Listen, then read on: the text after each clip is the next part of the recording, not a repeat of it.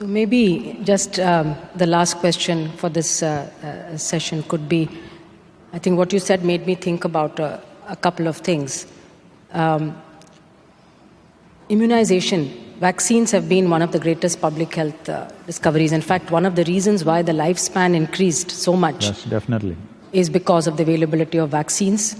We used to lose, half the number of children who were born used to die of pneumonia, diarrhea, and other infections. Today, that mortality has been brought down significantly thanks to vaccines, but also to antibiotics.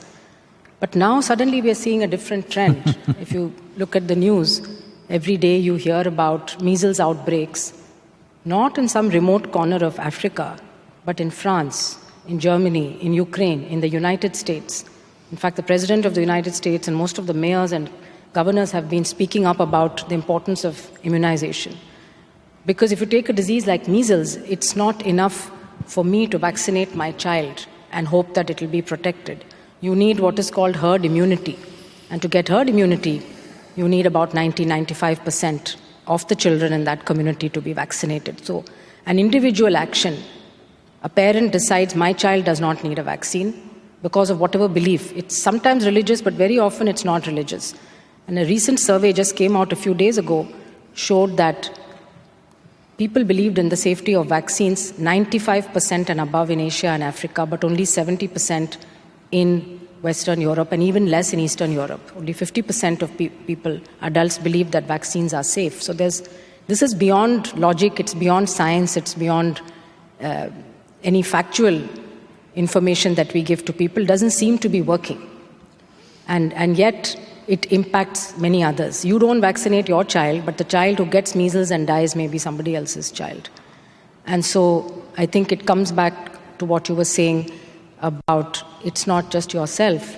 You need to think about the humanity, community, society, and most importantly, the planet where we live and how we can modulate those actions. This is a phenomena that we must observe historically or within families or individuals. Human beings get tired of well-being. They want some trouble. They like trouble, They like it really. See, America spent billions and billions of dollars to build highways, but now everybody buys off-road vehicles because people like some trouble. Too much order creates a certain level of irritation in the human being. He wants a little chaos. They must visit India.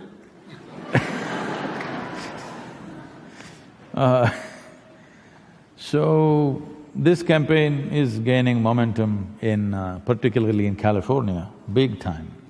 A whole lot of parents coming to me and asking this, I'm telling them, don't be a fool. Because when you find your child is either crippled with polio or something else, I remember this very well. When I was in school, there were 4 children in my school. I never stayed in one school for too long.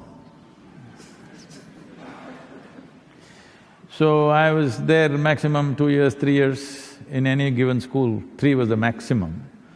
So, in that high school where I was in one school for 3 years, in high school there were 4 polio-affected boys, 3 of them boys, 1 girl, who came to school in in a wheelchair, but many places the wheelchair wouldn't go in those days, so they would drag themselves and go. It was so terrible to see them. But today, even if you go to the remotest village in India, even if you go to the government schools where we work, there's not a single polio-affected child. It's fantastic to see that. So, we don't know the value of these things. Unfortunately, we get tired of well-being. We want to invite some trouble. But having said that, I was talking to some of the parents in California. They were saying they're being put through some 40 or 42 different types of vaccines. They're saying it is causing learning disability, this, that, for all kinds of things. Maybe in United States, and I don't know what's the situation in Europe, maybe they're overdoing it a little bit. Apart from treating the basic things which were affecting children, which would cause death or cripple, it could cripple a child. I think they're attending to trying to give vaccine for just about everything. This may be affecting. I'm not some kind of a medical expert or something to make a commentary on this, but from listening to the parents, this is what I gathered. I don't remember all the things that they said they're giving vaccines for. I thought some of them were just absurd. Some of those illnesses a child can go through, it's okay, he catches a flu, something happens. It's all right to go through those things when you're growing up, but they're giving vaccines for a whole lot of things which may not be necessary, which today parents are apprehensive, maybe causing learning disability or some other problem. It may not be connected, I don't know, but this is the fear that is being spread. But the power and the well-being that vaccines have brought to our lives, most of us are sitting here because we were vaccinated. Hello? Yes?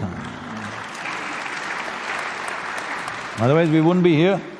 Definitely we wouldn't be here, many of us. So, we should not… see, the problem is just this, especially now because social media and things, we either go this extreme or that extreme. I feel, being the World Health Organization, please look into this, I'm not an expert, but what kind of vaccines they're giving in… the spectrum of vaccines they're giving in United States, for example. If it is too much, I think WHO should tell them this much is not needed, this is compulsory, rest is by choice. If it's made like that, I think there'll be a more healthy proportion. Otherwise, some parents are just not vaccinating their children. I said, you must be crazy, you'll lose your child. Anytime it can happen, the child goes to school and that may be the end of it. But out of their, their fear that vaccine is going to damage their brains or something, they are going for this kind of decision-making. I think a clear statement from an organization like WHO would help parents to make a better choice. Thank you, Sadhguru. And I just wanted to clarify that vaccines cause adults, that's what you said. None of us would be sitting here if it were not for vaccination. So let's think of vaccines as causing adults. And I don't think there's anything as too much of a good thing. So the problem has been the anti-vax campaign, skeptics who have spread many… There are side effects of everything. Everything has a side effect, but 1 in a million, maybe 1 in 2 million, but they have been blown out of proportion. And this gets circulated through social media. So social media can have both very good benefits, but also can propagate falsehoods very rapidly. And I think one needs to be always a little skeptical of things that we see on social media and check for ourselves the veracity. As far as WHO is concerned, we have absolutely very clear-cut guidelines on vaccination. And there is, as I said, very clear guidance both for the public and for practitioners on which vaccines are absolutely essential for all children. Well, I think it needs to be more published. Perhaps it has to be more… more… Or if you give such knowledge to us, we will… That will be wonderful. Publish.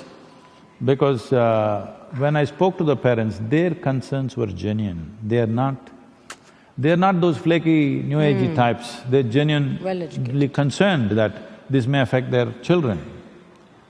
You're right. I think the messaging probably needs to be done through people whom they believe.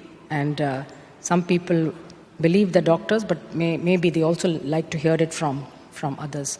So if there's credible scientific information… yes. And also clearly what is a must and what is choice. What is If that is created, I think it'll be good.